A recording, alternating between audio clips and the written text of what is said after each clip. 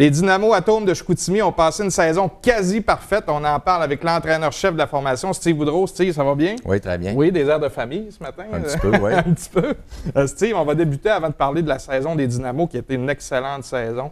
De ton parcours au niveau sportif, tu été entraîneur, tu as été joueur. Peux-tu nous en parler un petit peu? Écoute, moi, c'était ma 18e année comme entraîneur dans le hockey mineur. Quelques années au junior 2A.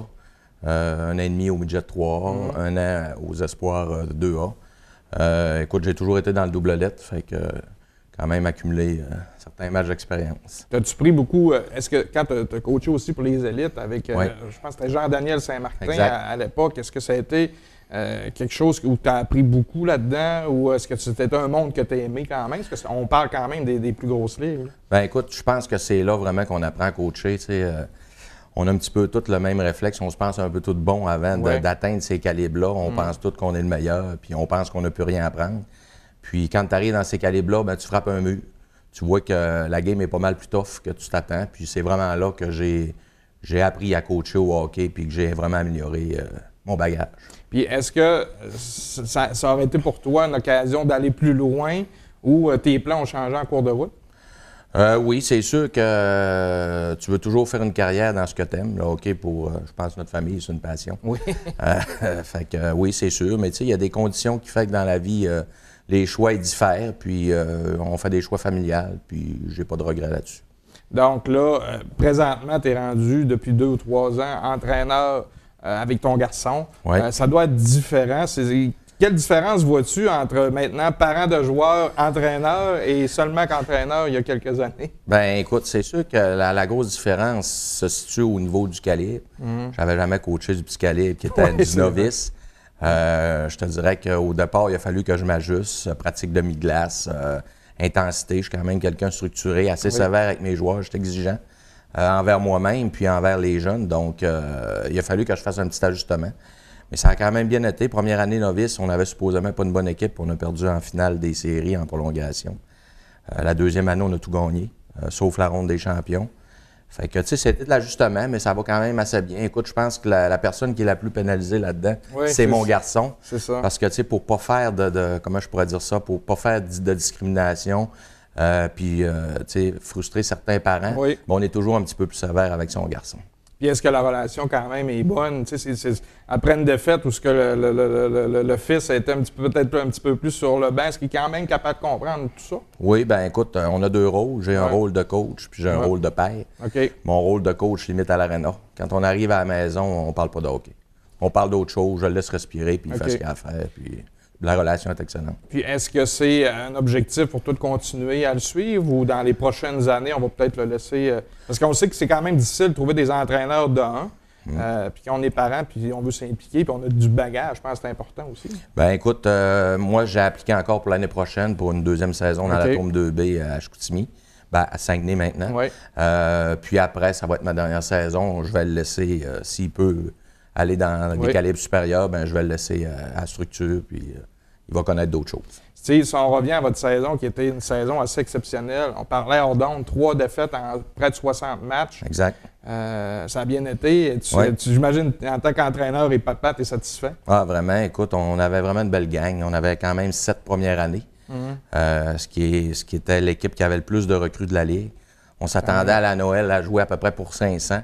Puis à la Noël, on n'a pas subi de défaite. OK. On a gagné le tournoi de Chicoutimi, Saint-Anne-de-la-Pérade, Richemont, on a gagné les séries.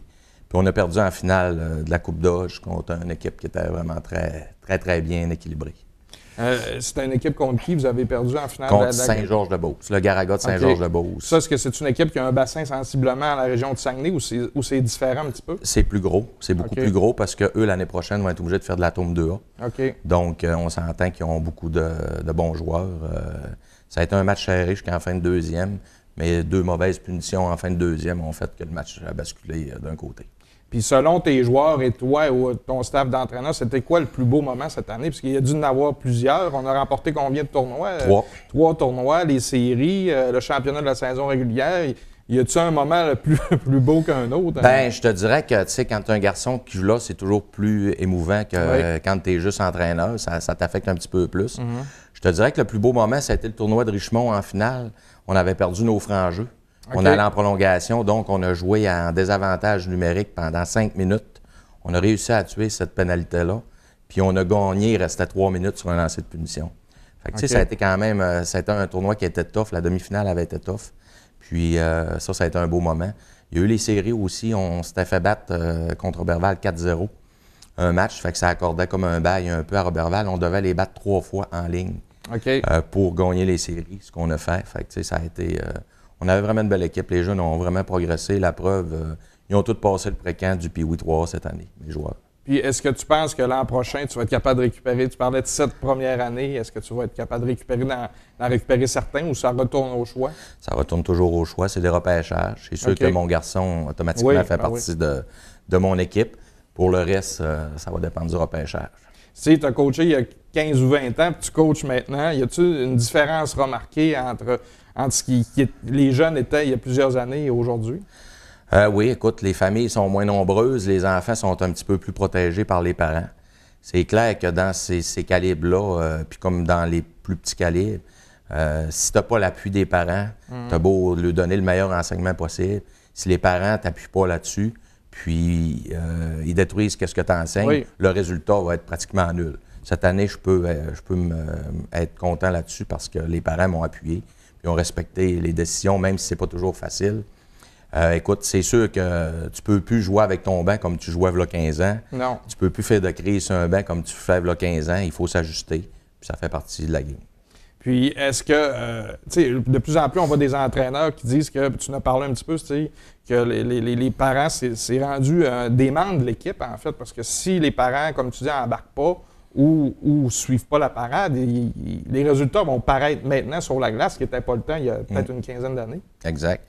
Puis, tu sais, on essaie d'établir, on a une équipe. Hein. Je pense que si les jeunes ne veulent pas s'intégrer dans un milieu sportif qui est d'équipe, où il y a des règlements, puis il y a des règles à suivre, parce que sinon, ça devient la débandade, ben, je pense qu'il faut qu'ils pensent à faire un sport individuel. Absolument. Fait que ça, c'est le plus gros défi des parents, c'est d'essayer de les placer à la bonne place. Puis parlant de parents, un gros sujet qui est sur la table depuis 1 an maintenant, c'est la fusion des hockey mineurs de Saguenay qui va se faire, mais seulement administrativement. L'an prochain, d'ici 2 ans peut-être, les structures et les équipes de hockey vont suivre. Que penses-tu en tant qu'entraîneur de Chicoutimi? Parce qu'on le sait, Chicoutimi, c'est des forts opposants à la fusion hockey, on parle. Toi, qu'en penses-tu, c'est? Bien, moi, je suis d'accord avec la fusion. Le seul point que j'avais mentionné lors des rencontres d'information à M. Kenville et Patrick Tremblay, c'est que je pense que la fusion avait été comme partie un peu à l'envers. Okay. Avant de penser à tout régler administrativement, c'était un point quand même qui était important. Il fallait le faire. Oui. Mais il aurait fallu embaucher avant les personnes au hockey pour réfléchir à comment on va le faire, de quelle façon on va le faire. Puis, tu sais, ça n'a pas été fait. Là, ils ont commencé par embaucher Danny Chouinard, que je pense qu'il est excellent. Oui. Puis, mais il faut le lever le chapeau quand même, c'est qu'ils ont reculé. Ils ont décidé, gars, on fait administrativement, puis on verra pour la partie hockey. Parce que la partie hockey, c'est pas quelque chose qui va se régler. Il faut que ça se fasse. Si on se compare, comme je te disais tout à l'heure, on est allé faire un tournoi 2008 D1, on a mangé 4 volées, 4 défaites assez cinglantes. On parle de 50 à 4 d'un lancé dans un match. Fait que je pense qu'il faut améliorer notre force.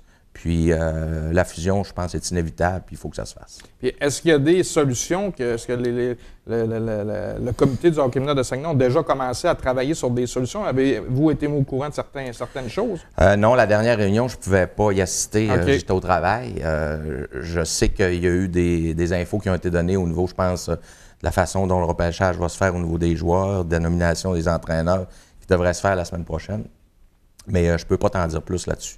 OK, donc ça devrait probablement venir plus l'an prochain. Exact. Parce que c'est souvent une question de voyagement et de transport. Je pense que c'est ce que c'est. Le point qui accroche le plus. C'est le son de cloche que tu as aussi. Sauf que, tu sais, à l'extérieur, les autres régions, c'est très fréquent de faire 1h15, 1h30 pour aller faire une pratique la semaine. Oui, absolument. Je pense qu'il va falloir s'acclimater à ça puis vivre avec. Steve, tantôt on parlait hors d'onde que il y a une équipe peut-être Atome 2A que tu disais que ça pourrait être intéressant dans la région. pourquoi dès l'atome, on irait déjà dans du catégorie qui est quand même provinciale ou presque?